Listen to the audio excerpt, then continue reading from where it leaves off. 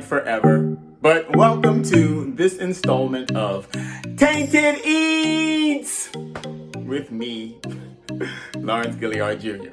So I'm gonna try to move real fast because I've got so much show. We gotta cook a dish, and we're also going to the Hamptons in this episode, and I also have to tell a story in this episode. We got a lot to do. So we're gonna get right to this dish. Comes from me. We're gonna make some salmon croquettes or salmon cakes, and that's my original recipe. Then we're also gonna make a rice pilaf that comes to us from my homie Laura Flores.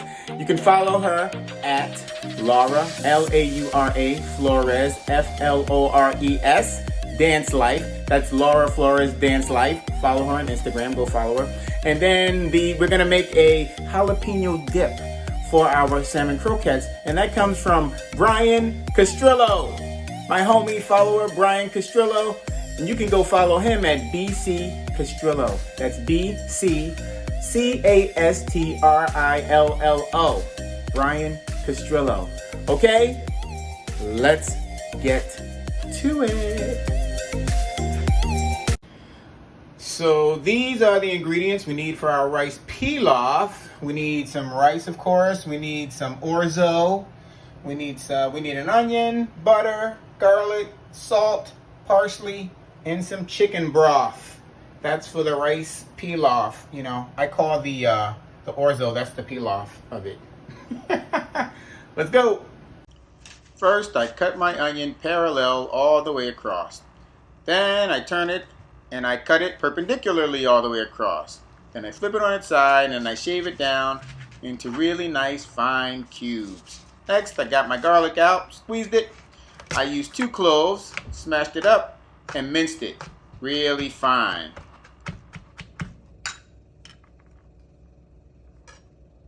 Melt 2 tablespoons of butter in a pan. Then add your orzo pasta, 1/2 cup. You want to stir that up until your pasta turns nice and brown in about 1 minute. Then you want to add your onions. And you're going to stir your onions until they are nice and transparent for about another minute.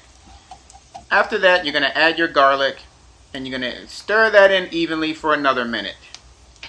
Next, you're going to add your long grain rice, about 1/2 cup. You're going to stir that in, add 2 cups of chicken broth. Then you want to stir that in and taint it up with some salt, taint it up with some parsley, bring it to a boil, turn it down to a simmer, and let it simmer for 20-25 minutes until done. And here are the ingredients we're going to need for yours truly's salmon cakes or salmon croquettes. So we're going to need some salmon right there. We need an egg. We need some oil, salt. We're going to need some breadcrumbs, some mustard of your choice, depending on how fancy you want to get. If you want the Dijon or just the regular good old, hot dog mustard. An onion, and the special spice, Old Bay, which I will get to in a second. That's what we need. Let's get to it. First, I poured the water off of my salmon. Then, I poured in a bowl, and I like to take off all the dark skin that's on the salmon. I also like to go inside and take out the spine. You'll find the spine in different parts of the salmon if you've never done this before. I used 2 cans of salmon, so I added 2 eggs. I added 2 dollops of, as you can see, the Dijon mustard because, I get fancy. I tainted it with some salt. I tainted it up with some onions. And finally, I tainted it up with the special seasoning Old Bay. Now, I don't know about you guys, but growing up in my house, if the meat came out of the ocean or the sea, we tainted it with Old Bay. Now the fun part. Get your fingers in there and get nice and grimy until you come up with a nice salmon paste. Once you got the salmon paste, add your breadcrumbs. Mix that in there nice and evenly. Then you want to take it out, roll it into a ball, and flatten it out into a nice little patty. Just like that. So cute. Next, I put some oil in Grandma's pan. When the oil is nice and hot, I layer in my croquettes. I let them get nice and golden on one side, and then I flip them over to the other side. Once they're nice and golden on both sides, I take them out and I put them on a plate with a paper towel to drain the grease. Just like that. Nice and golden, beautiful. As everyone knows, I always like to try to add a vegetable to the plate. And this one is going to add a little bit of color. This vegetable we're having is something that I just had left over in the freezer. It is organic foursome vegetable medley. That right there, bam. Let's go. Add your veggies to a pot. Add a little water, just enough to steam. Taint it with some oil. Taint it up with some pepper. Taint it up with some salt. Stir it up. Add the top. Bring it to a simmer. And take a trip to the Hamptons. So I'm doing fancy stuff, guys. I'm doing fancy stuff. I am in my car on a boat. Look at that. I'm on a ferry. I'm up in the Hamptons. Woohoo! I'm on my way to Shelter Island to visit my buddy Andrew, who's a chef at a restaurant over here. And I had to drive my car onto the ferry to get there. I have never done this before. This is a new experience for me. Pretty cool. So I wanted to share it. All right. I'll see you guys at the restaurant. Bye. So I'm up here at Isola Restaurant, Shelter Island. Up in the Hamptons. My buddy Andrew over there. Running things. But I'm not going to be running things. I'm not rolling up my sleeves today here because I don't want to set the place on fire. I'll see you back in my kitchen though. I was so hungry from the drive that I ordered 2 meals and my drink of choice, because I don't drink liquor, cranberry seltzer and a lime. And the gnocchi and the bolognese was so delicious. Thank you, Andrew. After some good food, some good music, and some good sleep, I was up bright and early the next morning to explore the town of Southampton.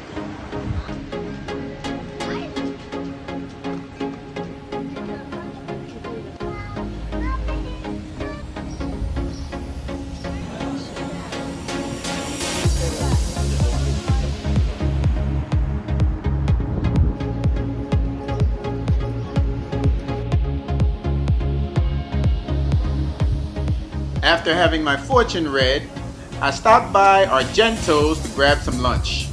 The lump crab sandwich was delish. And who could go wrong with 2 scoops of gelato?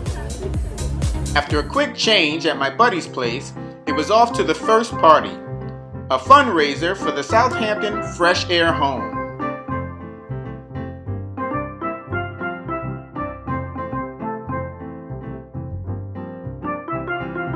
The party went into the night, and while playing on the bouncy trampoline was tempting, I was exhausted and decided to call it a night. The next morning we were up bright and early visiting Channing Daughter's Vineyard, and although I don't drink, I gave in to peer pressure and I tried some white wines and rosés. Next, it was up to Sag Harbor where we got on a boat. Wait, are we gonna take this little boat to that bigger boat? Maybe not. How about this bigger boat? Are we gonna get on this bigger boat? Maybe not.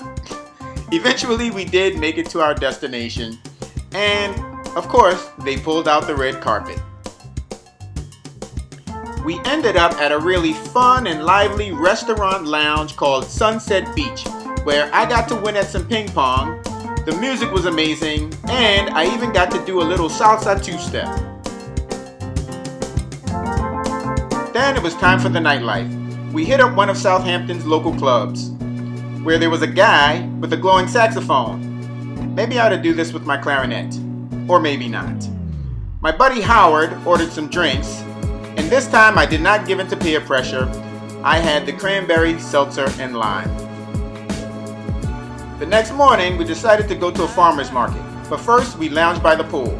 Well, I actually jumped in the pool. What's up? I'm here at the Southampton's Farmers Market with Curtis and Jamel of Fresh Factor Juice. What's happening, people? I already know. I see it. So delicious. So delicious. That's right. You got the top This of the is morning. amazing. Top of the morning. It's called Top of the Morning, and it is the top of my morning.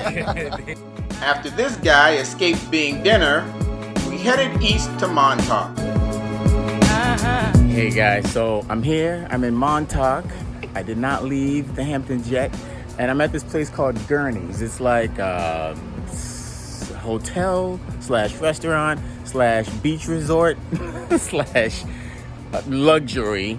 It's amazing, and I wanted to give you guys a look. So let's go check out Gurney's.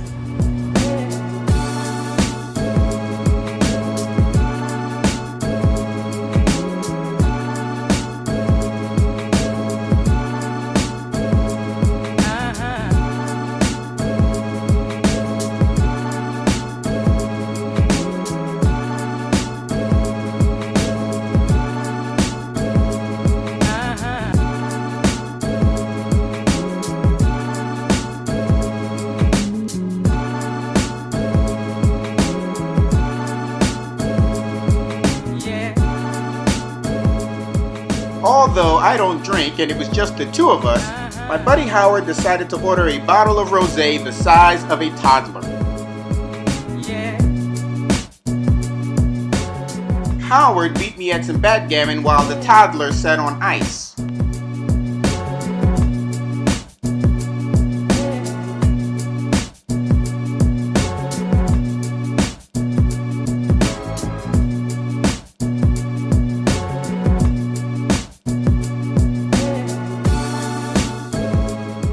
Even the seagulls started wondering what we were going to do with that bottle. So we invited the entire beach over for a drink. It turned out it was someone's birthday, and I gave in to peer pressure and had a little sip. Thank you, Howard. Gurney's, Montauk, New York. I'll see you guys back in the kitchen. But first, it was off to the surf lodge to share another toddler and catch a really cool concert. The music was amazing and my battery was starting to run low, but we weren't done yet. We're going to a special event. It's all about the food, so I can't wait. Let's see what we see and let's see what we taste.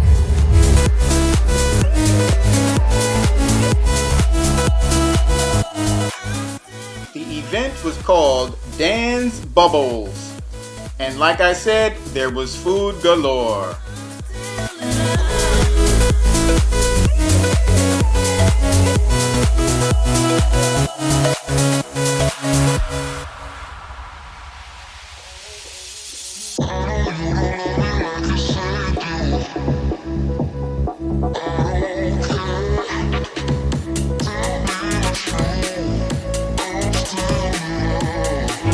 What's up, guys? As you know, I'm up here in the Southamptons, and now I'm here with my dude, Mr. Perozzi.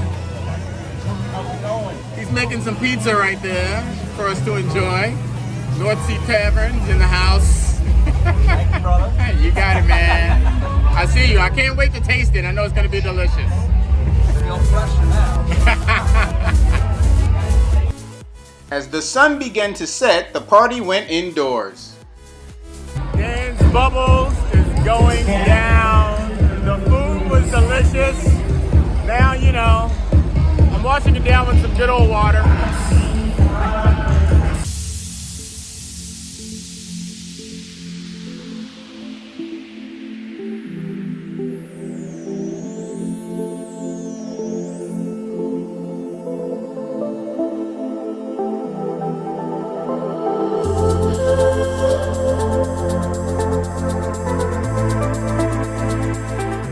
I even ran into a really good friend that I hadn't seen in a while.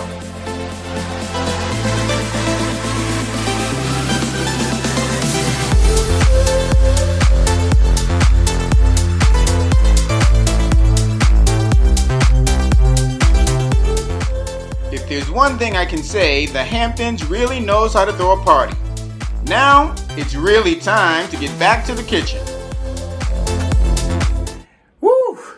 Welcome back to the kitchen. Okay, so first, let me say thank you to everyone who has sent me recipes. I'm going to get to them, and I want to say thank you to everyone who's going to send me a recipe. I'm going to get to yours too. I want to say don't forget to smash the like button, and don't forget to subscribe. Please, I need the subscriptions, okay? So subscribe for me. All right, now guess what? It's story time. So I'm going to tell the story of the wolf spider. Okay, if you remember in the scene, there was a scene where after they eat my leg in front of me, if you don't know about that, go back and watch it. Okay, they eat my leg and then they take me back to the church where everyone else is. And then I think Sasha sees me out there and everyone comes out and they pick me up off the ground and carry me into the church. Well, we shot that scene. It was another one that was really late at night, early morning, and it was a little bit cold, I think it was out. And anyway, I had to lie on the ground. So to make me more comfortable, one of the crew members made me like a little grass pillow. It was so cute. You could pick it up and carry it around. It was like, it was made out of grass and some dirt and stuff, but it was a little pillow so that when I lay down, I could be a little bit more comfortable lying on the ground. I was like, thank you. It was great. He laid it down. I laid my head down. So we did a rehearsal, and then we did a second rehearsal. And then before we went into the third rehearsal, I sat up and I turned around, and the pillow started moving across the ground. So I was like, why is my pillow moving across the ground? And so someone went and they picked up the grass pillow, and there was a spider like the size of my hand. It looked like it was this big crawling under the grass pillow. And someone goes, oh, that's just a wolf spider. And I'm like, well, can someone please remove the wolf spider? And then one of the crew members just comes over, picks the wolf spider up and tosses it away. Just like that. Creepy crawly things all over the place. People think this job is glamorous, but you might wind up with a wolf spider under your grass pillow. You never know. Anyway, that is the story of what happened that night. That is the story of the wolf spider. Okay, let's get back to the food. This is Brian Castrillo and his granddad Emilio. On a trip to Nicaragua, they tried a jalapeno dip that was so amazing they had to get the recipe. And now for Brian's dip. Okay, so we're going to need some jalapenos, of course. We're going to need some scallions. We need some milk, butter, half and half, flour, pepper, salt, and oregano. Okay? There it is. Let's get to it. First, rinse your scallions, then rinse your jalapenos.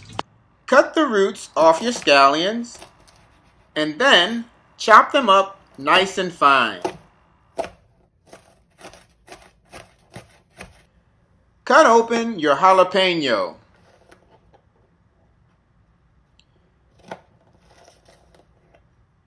Core them, seed them, and dice them. Heat 3/4 cup of half and half. Melt 1 tablespoon of butter and then add your chili and stir over high heat for about 1 minute. Mix in 1 tablespoon of flour, then add your warm half and half. Next, add in 1 cup of heated milk. Stir frequently over low to medium heat until thickened. Then, taint it up with your scallions, taint it up with a little salt, taint it up with a little pepper, and taint it up with some oregano. Let it cook on low heat for a few more minutes until done.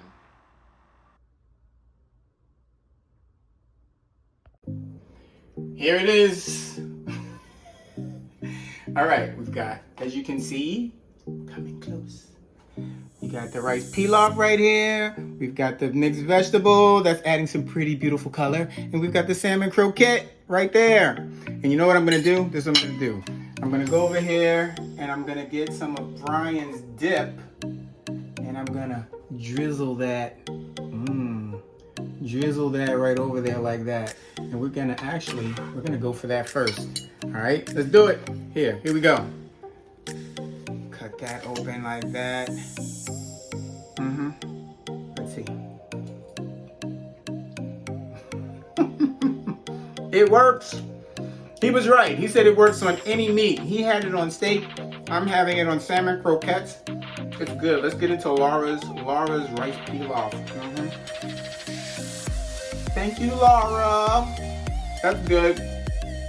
Of course, it's my basic mixed vegetable. You know. That's what it is. But this is delicious. As usual, another good dish. Another good dish for us. Make it and enjoy. Okay? Good to be back in the kitchen. And cut.